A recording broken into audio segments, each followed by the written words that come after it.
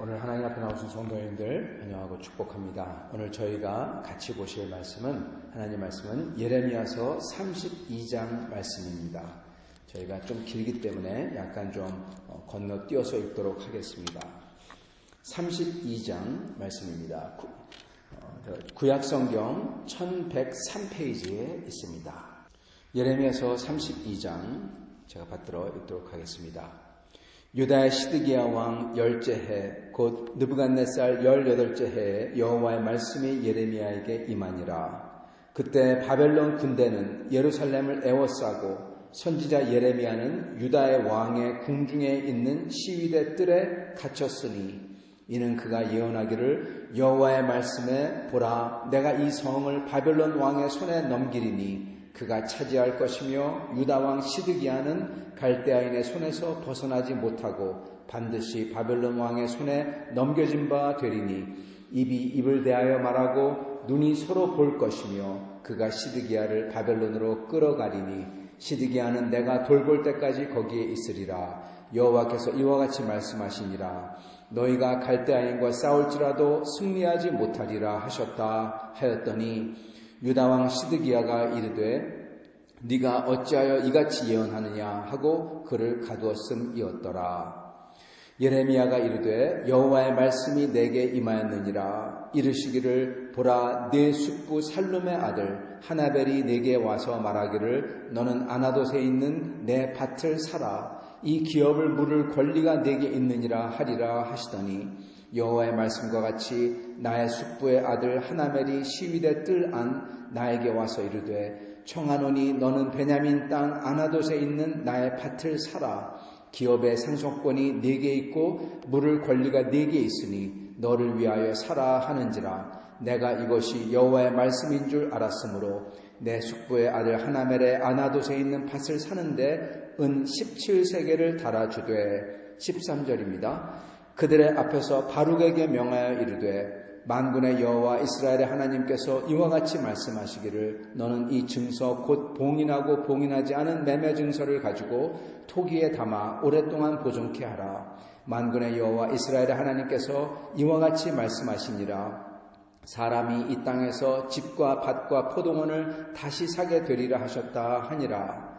내가 매매 증서를 네라이의 아들 바룩에게 넘겨준 뒤에 여호와께 기도하여 이르되 슬프도소이다 주 여호와여 주께서 큰 능력과 표신팔로 천지를 지으셨사오나 주에게는 할 수 없는 일이 없으시니이다.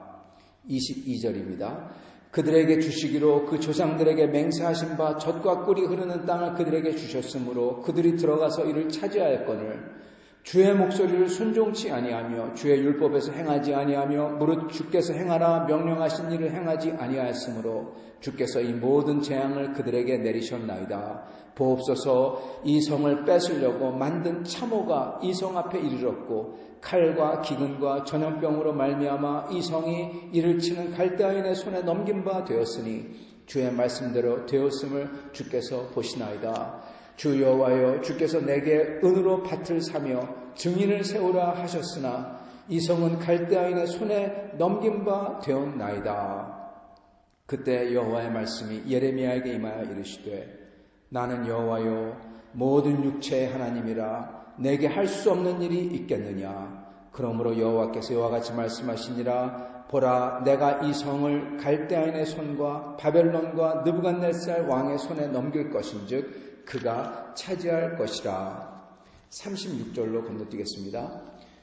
그러나 이스라엘 하나님 여호와께서 너희가 말하는 바 칼과 기근과 전염병으로 말미암아 바벨론 왕의 손에 넘긴 바 되었다 하는 이 성에 대하여 이와 같이 말씀하시니라.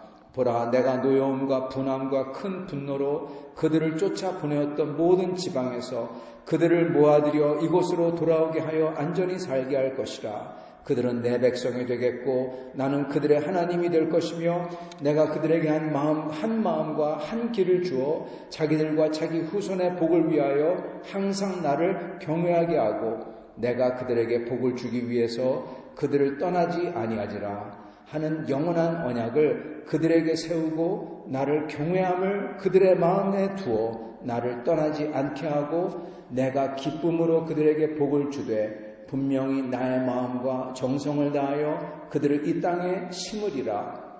여호와께서 이와 같이 말씀하시니라.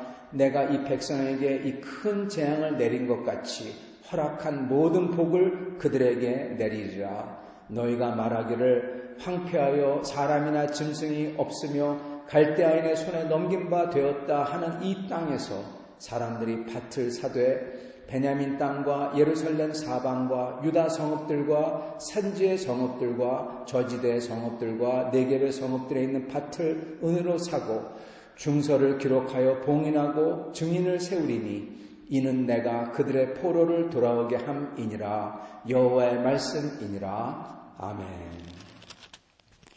네, 여러분 다시금 하나님 앞에 나오신 성도님들 환영하고 축복합니다.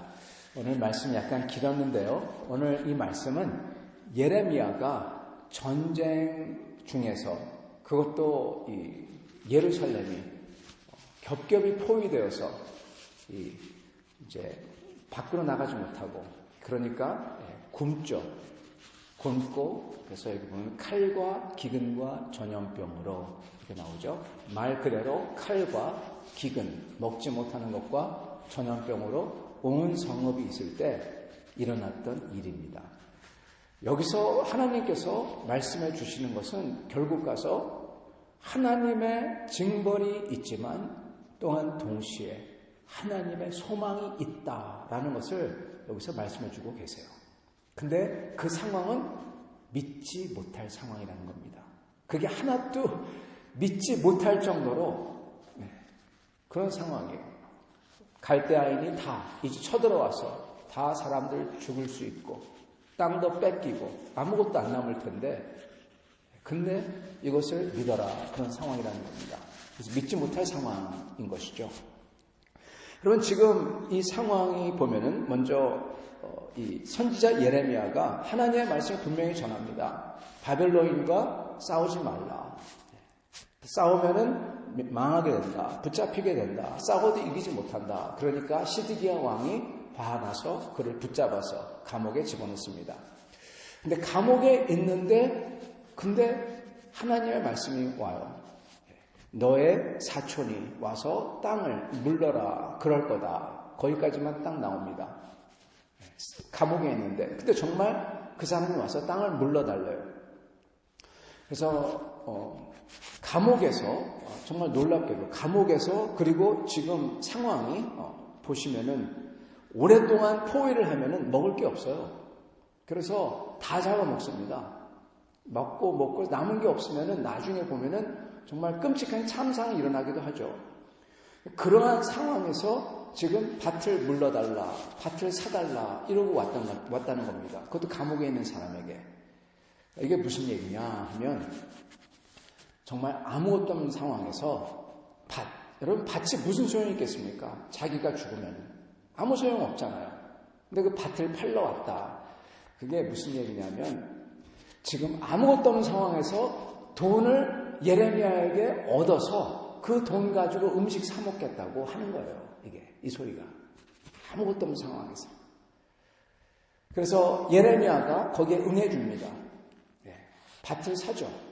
물러주다. 밭은 그 당시에 친족에게만 팔 수가 있었습니다. 아무에게는 못 팔았어요. 그래서 대대로 내려오는 선상 같은 개념이죠. 우리 한국에. 그렇기 때문에 같은 친족에게만 팔 수가 있었어요. 그래서 예레미야에게 파는 겁니다. 그것도 감옥에 있는 예레미야에게. 얼마나 돈이 궁했으면 예레미야는 거기에 응해줍니다. 그래서 모든 사람들 보는 앞에서 감옥에 있지만 사람들 다 불러서 그 앞에서 증인을 세우고 정확하게 은을 달아서 은을 넘겨주고 그리고 끝에 하는 말이 그러죠. 만군의 여호와께서 이와 같이 말씀하시니라 사람이 이 땅에서 집과 밭과 포도원을 다시 사게 되리라 하였다 하라. 이게 증거라는 겁니다. 이렇게 앞으로 될 거다 보여주는 겁니다. 그리고 나서 예레미야는 기도를 합니다. 어떠한 기도의 내용이냐. 하나님 하는 말이 이렇게 얘기하죠. 슬프도소이다. 슬픕니다. 그러면서 하나님은 이러신 분이고 능력 있는 분이고 그 당신의 백성을 이렇게 젖과 꿀이 흐르는 땅으로 인도했는데 이 백성들이 하나님의 말씀을 그렇게 안 듣고 이제 와서 하나님의 그 징벌 앞에 놓였습니다. 칼과 기근과 전염병으로 이제 망하게 됐습니다. 슬프도소이다. 그러면서 끝에 하는 말이 25절에 주님께서 은으로 밭을 사며 증인을 세우라 하셨는데 이 성읍은 이제 갈대아인의 손에 넘어가게 됐습니다. 25절에 그렇게 얘기해요. 이게 무슨 얘기입니까? 주님 무슨 소용이 있습니까? 이 소리입니다. 지금 갈대아인 이렇게 쳐들어와서 다 에워쌌는데 은으로 밭을 사고 파는 거 이거 보여주면서 보여줬습니다. 근데 이게 무슨 소용이 있습니까? 우리가 다 죽고 나도 죽고 그리고 망하고 갈대아인께 되고 근데 과연 이게 앞으로 되기나 하겠습니까? 하는 것까지 그 마음까지 포함하고 있다는 겁니다. 저희는 이러한 상황을 잘 상상을 못합니다. 근데 영화를 예를 들어서 어떤 영화인지 모르지만 전쟁 영화, 곧 중세 영화를 보시면 아시겠지만 성읍을 온 군대가 다 개미떼처럼 다 포위하고 그리고 캐터폴트 같은 걸로 돌을 쏘아 올리고 거기서 굶고 아무것도 먹을 게 없고 그러는 비참한 상황. 쳐들어오면은 다 죽이는. 문 열면은 오랫동안 항쟁하면 항쟁할수록 그 사람들이 싫어하죠. 그래서 적군이 들어와서 사람들 많이 죽이죠. 그러한 것을 눈앞에 놓고 지금 밭을 사고 팔라. 이게 무슨 소용이 있습니까? 이 소리라는 것입니다. 하나님께서 그래서 예레미야에게 답하시는 것은 무엇이냐? 영원한 언약입니다. 하나님께서는 내 백성이 되겠고 38절에 그들은 내 백성이 되겠고 나는 그들의 하나님이 될 것이며 그러면서 이 땅에서 은으로 밭을 사고 팔리라. 그렇게 말씀합니다. 그러면서 놀라운 말씀을 하시는데 40절에 보면은 영원한 언약을 그들에게 세우고 나를 경외함을 그들의 마음에 두어 나를 떠나지 않게 하고 마음속에 하나님을 경외함과 하나님의 율법을 새겨주시겠다. 옛날과는 다르게 옛날에는 율법이 돌에 써있고 양피지에 써있고 두루마리에 써있는데 이제는 그게 아니라 그 율법을 마음에 새겨서 주시겠다. 내가 그 마음속에 떠나지 아니하겠다. 성령이죠. 거룩한 영이죠. 거룩한 영에서 떠나지 않겠다. 그 약속을 주십니다. 성도 여러분, 오늘 이 말씀에서 저희가 몇 가지 배울 게 있는데 첫째는 하나님께서 언약과 하나님의 이 계시를 주신다는 사실입니다. 하나님께서 어려움에 처한 백성에게 하나님의 도우심과 언약을 주세요. 그런데 진짜 하나님의 계시를 받은 사람은 어떻게 하느냐? 그대로 하지만은 그거를 계시를 받은 다음에 그것을 막 떠들고 그러지 않습니다. 그것을 받은 다음에 그것을 하나님 원하시는 대로 그대로 행해서 그냥 보여주고 끝납니다. 어떤 사람들은 계시를 받은 다음에 이게 계시라고 하나님의 음성이라고 하면서 막 떠들고 얘기하고 그러는데 예레미야는 그러지 아니하고 정확하게 하나님 하라는 것만 딱 합니다.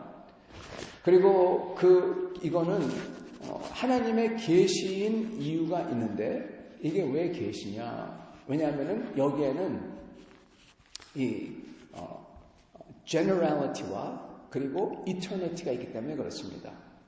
이 보편성과 영속성이 있기 때문에 이게 계십니다. 보편성, 즉 우리나라 사람, 미국 사람, 아프리카 사람 모든 문화를 뛰어넘어서 다 적용이 되는 하나님의 뜻, 보편성입니다. generality죠. 우리에게만 주는 게 아니에요. 미국 사람에게만 주는 게 아니에요. 우리 교회만 주는 게 아니라 모든 민족에게 구원에 대해서 하나님의 뜻이 나오는 거죠. 그 다음에 영속성, 이거는 과거 중세 사람, 지금 우리 앞으로 있는 미래 사람에게 똑같이 적용되는 법칙입니다. 그래서 하나님의 계시는, 여러분 진짜 하나님의 계시는 우리만 위해서 준다 그런 게 아니에요. 그거는 위로입니다. 진짜 하나님의 계시는 보편성과 영속성이 있어요. 그게 진짜 계시입니다. 성경은 보편성과 영속성이 있어요. 그죠? 오늘 예레미야에게 준 하나님의 말씀도 이거는 위로 맞습니다.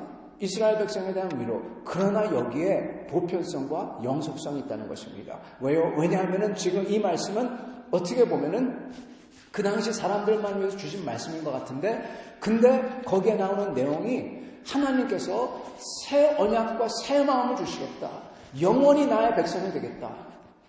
영원을 얘기하고 있다는 것입니다. 이게 어떻게 이루어질까? 도저히 예레미야는 이해가 안 가는 거예요. 지금 당장 바벨론에 의해서 멸망하게 되었는데 하나님께서 앞으로 내가 하리니 그 사람들이 율법이 그들 마음속에 있고 하나님을 떠나지 아니하고 하나님께서 그 사람들로 하여금 영원히 그 땅에서 하나님을 섬기며 살게 하겠다. 이게 잘 이해가 되지 않는 것입니다. 이것은 물론 이스라엘 백성이 다시금 바벨론 포로에서 돌아옴으로써 이루어지지만 1차적으로 그렇지만 이게 계시인 이유는 그뿐 아니라 이게 영속적으로 하나님이 뜻하시는 것은 단순히 바벨론에서 돌아오는 게 아니라 예수 그리스도를 통해서 모든 사람이 그들 마음속에 하나님의 율법이 새겨지고 하나님의 거룩한 영이 들어있고 성령이 들어있는 거죠. 영이 들어있고 그래서 주 하나님을 마음으로부터 섬기는 날이 오리라. 그리고 그러한 백성들은 영원토록 영속하게 하나님과 같이 있으리라. 이거를 보여주고 있기 때문에 이게 계시인 것입니다. 그러나 지금 예레미야는 이것을 받았을 때 도무지 이해가 안 가는 겁니다. 어떻게 이게 될 수가 있을까? 지금 눈앞에는 정말 말할 수 없이 모래알같이 많은 군대가 이 성을 겹겹이 에워싸고 있거든요. 그러나 그럼에도 불구하고 선지자 예레미야는 하나님께서 뜻하신 것을 행합니다. 순종합니다. 예레미야서부터 순종합니다. 이해가 안 되죠. 그러나 예레미야는 순종합니다. 그러면서 하나님의 말씀과 소식을 선포합니다. 성도 여러분, 저희가 해야 될 것은 딱 이 모습입니다. 저희는 하나님의 영원한 계시를 받은 사람입니다. 이거를 받은 사람들은 하나님의 영원한 계시를 선포하고 증거합니다. 저희가 본 것, 들은 것, 저희를 위해서 주신 위로, 하나님의 위로가 있다면 그거는 내가 내 마음에 품고 하나님과 내 사이에 비밀리 대화하고 그러나 사람들한테 선포하는 것은 영원한 하나님의 계시를 우리는 증거하는 겁니다. 그리고 그 증거할 때 저희가 도무지 믿기지 않는다 하더라도 그 하나님의 계시를 믿고 붙들어야 되는 것입니다. 이 예레미야가 믿기지가 않죠. 그러나 예레미야가 봤던 것이 그대로 일어났습니다. 우리가 바로 그 하나님의 일어난 역사의 모습입니다. 우리가 예수를 알게 됐잖아요. 온 민족이 예수를 알게 됐잖아요. 하나님을 알게 됐잖아요. 성도 여러분, 저희는 예레미야처럼 하나님의 그 말씀을 받고는 그 상황이 어떠한 상황이든 그 하나님을 믿고 그리고 그 소망을 가지고 저희는 주님을 앞에 순종해야 된다는 것입니다. 그럴 때 주님 앞에 저희가 진실로 순종하기 위해서는 또한 예레미야처럼 나아가야 됩니다. 저희는 육신입니다. 살과 피로 이루어진 사람들입니다. 저희는 철인이 아닙니다. 저희는 철로 만들어진 사람이 아니에요. 즉, 저희도 의심이 가고, 저희도 힘들고, 저희도 너무나 고난스럽고, 어떤 때는 소망이 안 갈 때도 있습니다. 그러나, 그럴 때일수록 저희는 예레미야처럼 하나님 앞에 나아가야 되는 것입니다. 예레미야는 하나님 앞에 나아가, 하나님 앞에 슬프도소이다 하면서 고백을 합니다. 자기가 아는 것을 고백해요. 그리고 하나님 앞에, 하나님, 그런데 지금 이렇게 애워싸였는데, 은을 주고 사고 파는 게 무슨 소용이 있습니까? 거기까지 말합니다. 저희도 그래야 된다는 거예요. 하나님 앞에 저희가 이해가 안 되는 게 있을 때 그거 다 말씀드려야 된다는 것입니다. 그랬을 때 그 예레미야에게 하나님은 어떻게 된다는 안 가르쳐 주시지만 그렇지만 끝의 모습을 보여주십니다. 이렇게 될 것이다. 그리고 결과적으로 그렇게 됩니다. 70년 후에 그렇게 되고 그리고 2000년 후에 2400년 후에 저희가 이렇게 있는 것입니다. 사랑하는 성도 여러분, 하나님께서는 살아계시며 그가 인도하시는 그 길과 그가 역사하시는 방향은 눈으로도 귀로도 사람의 마음으로도 생각지도 못했다 하셨다 분명히 말씀합니다. 그 누구도 생각지 못하던 이방인이었던 우리가 하나님을 알게 되고 그 누구도 생각지도 못하던 하나님을 단순히 알 뿐만 아니라 그리스도 안에서 주님과 연합하게 되고 하나님의 자녀가 되고 영원한 나라의 영광을 저희가 꿈꿀 수 있고 이것을 누가 감히 생각할 수가 있겠었습니까? 우리는 지금 우리의 상황 속에서 우리 주님의 말씀과 우리를 향하신 주님의 뜻이 선하시고 말할 수 없이 좋다는 것을 믿고 그리고 그 속에서 주님께 아뢰며 나아갈 뿐인 것입니다.